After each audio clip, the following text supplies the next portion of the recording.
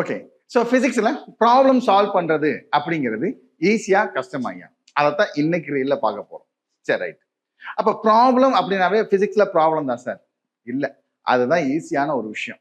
எப்படியா அப்படின்னா, கிட்டத்தட்ட 90% அவங்களே என்ன பண்ணிட்டாங்க, உனக்கு எல்லாத்தையும் கொடுத்துட்டாங்க. அந்த 10% தான் நீங்க எடுக்கணும். அதானே சார் கஷ்டம் அப்படின்னா, ப்ராப்ளத்தை ரீட் பண்ணுங்க ஃபர்ஸ்ட். ரீட் பண்ணதுல இருந்து ஒரு கிவனை எடுங்க. எடுத்தாச்சு. கிவனை எடுத்ததுக்கு அப்புறம் அதை நம்ம எஸ்ஐ யூனிட்டா கன்வெர்ட் பண்ணுங்க. அப்ப மிஞ்சி போனா ஒரு 3 பிசிக்கல் குவான்டிட்டி இல்லாட்டி 4 பிசிக்கல் குவான்டிட்டி கொடுத்துருப்பாங்க. அந்த 3 பிசிக்கல் குவான்டிட்டி 4 பிசிக்கல் குவான்டிட்டியை ரிலேட் பண்ற ஃபார்முலா எது அப்படின்னு பாருங்க. இப்ப ஃபார்முலாவை எழுதுங்க. இந்த ஃபார்முலால சப்ஸ்டிடியூட் பண்ணுங்க, சிம்பிளிஃபை பண்ணுங்க, ஆன்சர் ஆட்டோமேட்டிக்கா வந்து நிற்கும். இதுதான் solving of problem in physics, basic step.